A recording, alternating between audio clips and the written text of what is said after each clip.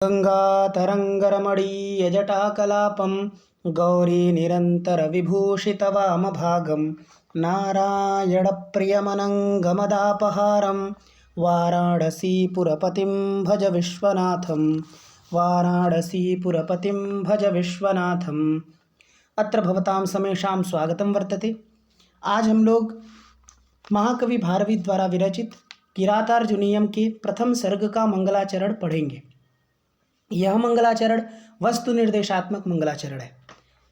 महाकवि भारवी के द्वारा रचित किरातार्जुनीयम 18 सर्गों का महाकाव्य है, जिसमें उन्होंने प्रथम सर्ग में 46 श्लोक हैं।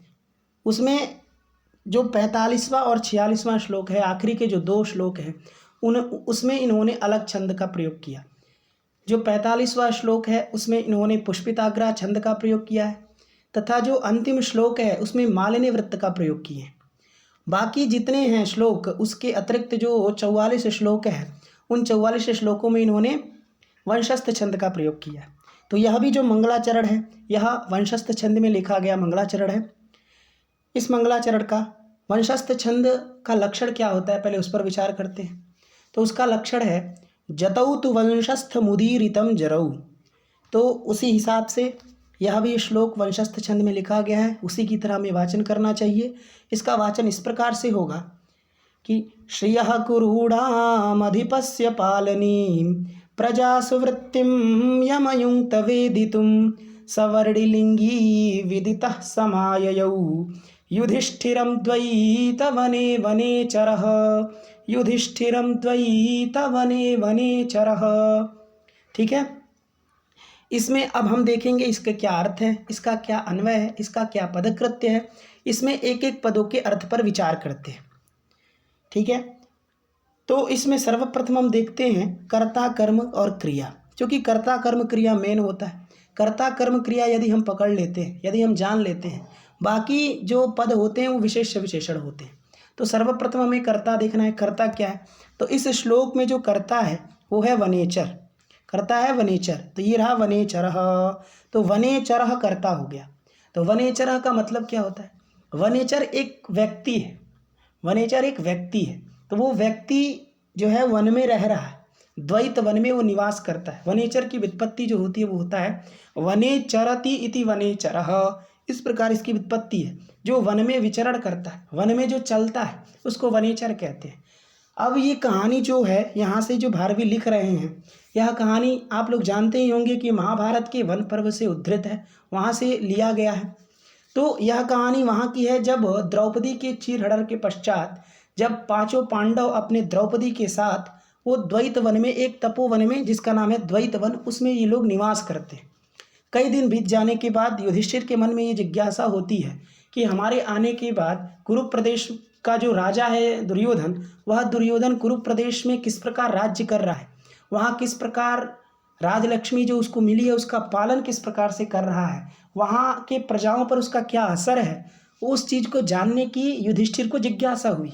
तो उन्होंने, चूँकि वो 5 पांडव थे और वो दुर्योधन से पूर्व वहाँ के राजा थे, इसलिए वो सब अगर जाते वहाँ पता करने के लिए तो वो सब पकड़े जा सकते थे। तो इसलिए उन्होंने सोचा किसी दूसरे व्यक्ति को भेजते हैं। चूँकि वन में रह रहे हैं तो वन में कोई ऐसा व्यक्ति है नहीं, तो उस वन में रहने वाले कुछ लोग थे, उसी में एक था वनेचर।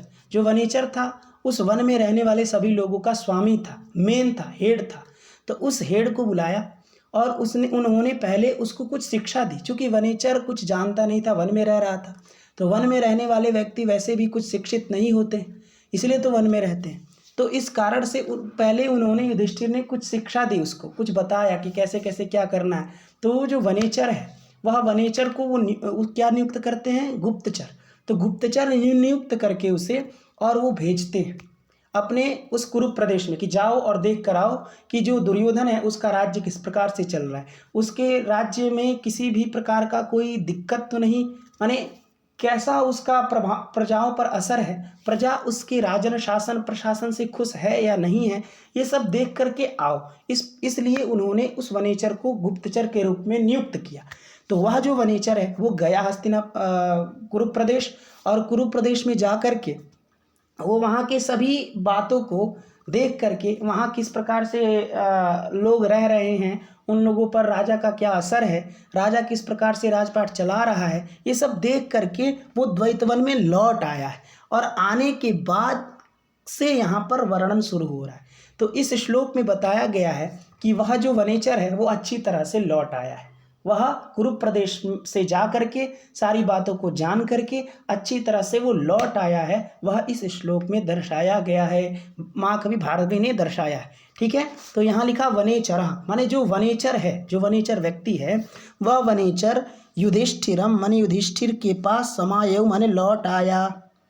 समझ में आया कि वह वनेचर युधिष्ठिरम माने युधिष्ठिर के पास, समायो माने लौट आया। तो वनेचर हो गया कर्ता, युधिष्ठिरम हो गया कर्म, और समाययौ हो गई क्रिया। अब समाययौ ये जो क्रिया है वो कहाँ की है? तो या प्रापणे धातु है, या प्रापणे, प्रापणम गति ही, प्रापण मतलब गति होता है। तो या प्रापणे धातु है और लिट लकार का प्रयोग है।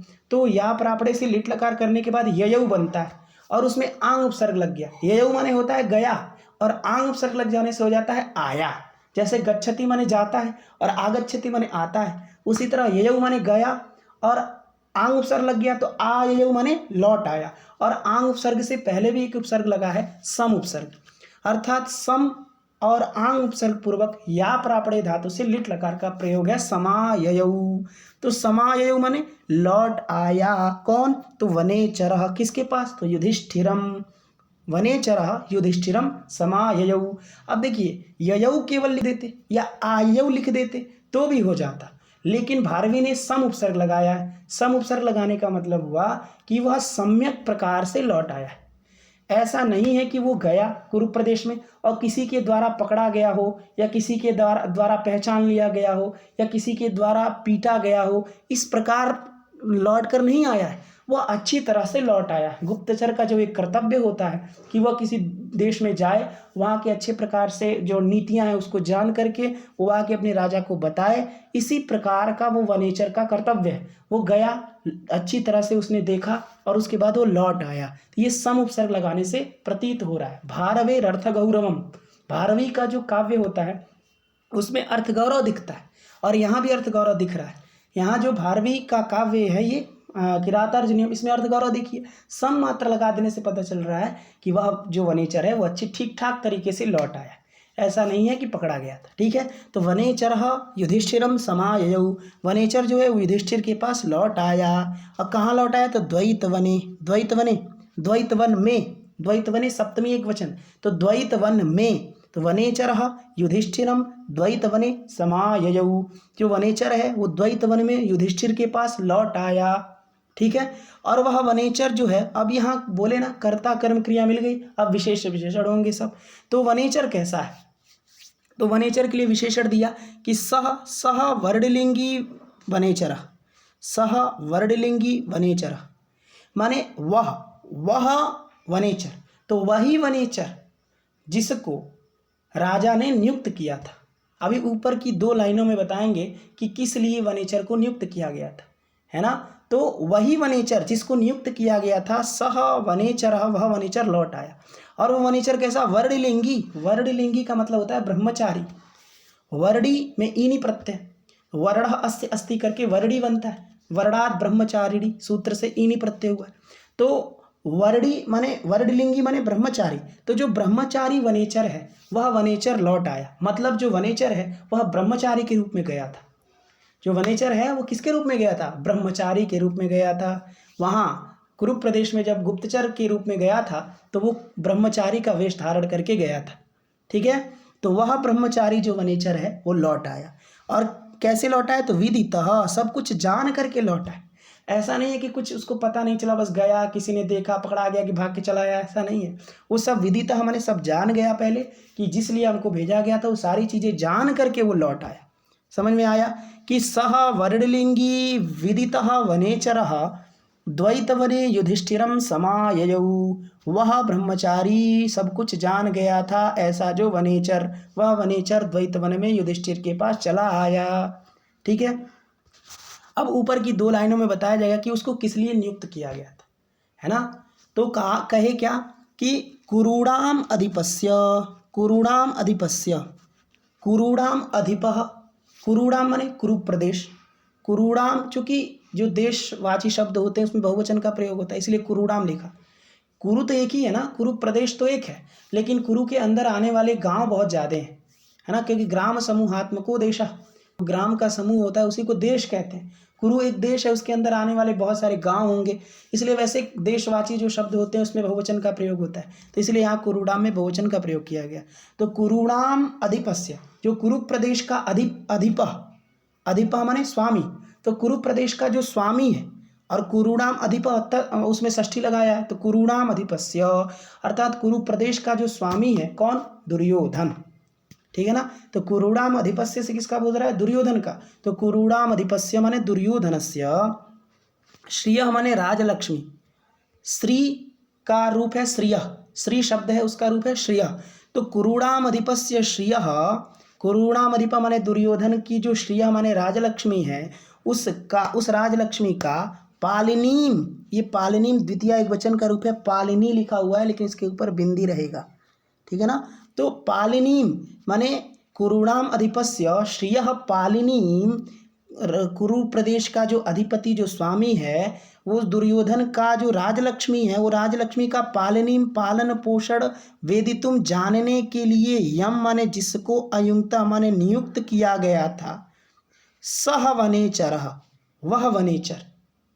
समझ में आया कि जिसको, यम माने जिसको, जिसको कुरूणाम अधिपस्य श्रिय पालिनीम वेदितुम अयुक्तः माने नियुक्त किया गया था, सह वर्णिलिंगी ब्रह्मचारी वनेचर युधिष्ठिरम द्वैत वने समाययौ, द्वैत वन में युधिष्ठिर के पास लौट आया। समझ में आया, समझ में आया ना। अब बता रहे हैं कि एक ही चीज़ जानने के लिए उसको नहीं भेजा गया था, उसको दो चीज़ जानने के लिए भेजा गया था। जो भेजे थे युधिष्ठिर ने, उन्होंने कहा कि एक तो तुम जानना कि कुरूणाम अधिपः माने दुर्योधन से जो श्रिय है, जो राजलक्ष्मी है, उसका पालनीम वेदितुम, उसको जानने के लिए नियुक्त किया गया था। और दूसरी जो चीज़ थी, वो दूसरी चीज़ थी प्रजासवृत्तिम, प्रजासवृत्तिम, प्रजाओं में, प्रजासु माने प्रजाओं में, सप्तमी बहुवचन का रूप है ना, प्रजासु माने प्रजाओं में, वृत्तिम माने स्वभाव व्यवहार, तो किसका, तो अधिपस्य, कुरूणाम अधिपस्य, ठीक है ना। तो दुर्योधन का प्रजाओं में क्या स्वभाव है, दुर्योधन का प्रजाओं के प्रति क्या स्वभाव है, प्रजा को वो कैसा देखता है, प्रजा के प्रति उसका क्या आदर है अनादर है, किस प्रकार का स्वभाव है, ये जानने के लिए तो प्रजासुवृत्तिम वेदितुम यम अयुक्त। पहला बोले कि श्रिय पालिनीम वेदितुम यम अयुक्त, दूसरा बोले प्रजासुवृत्तिम वेदितुम यम अयुक्त, सह वर्णिलिंगी वनेचर द्वैत वने युधिष्ठिरम समाययौ। समझ में आया, समझ में आ गया होगा, उम्मीद करते हैं समझ में आ गया होगा, ठीक है। तो इस प्रकार से इसका है। तो श्रिय चूंकि जो है कुरूणाम अधिपस्य का विशेषण, कुरूणाम अधिपस्य श्रिय, जो कुरुड़ देश का अधिपति है, जो स्वामी है, अधिप है, ऐसा जो कौन, दुर्योधन, उसकी जो राजलक्ष्मी, उसका पालन पोषण कैसा हो रहा है, पालनी, उसके पालन का वेदित माने जानने के लिए, यम माने जिसको, अयुक्ता माने नियुक्त किया गया था, सह माने वह, वर्णलिंगी माने वने, वर्णलिंगी माने ब्रह्मचारी, वनेचर विदिता माने सब जान करके, युधिष्ठिर माने युधिष्ठिर के पास, द्वैत वने माने द्वैत वन में, समाय माने लौट आया।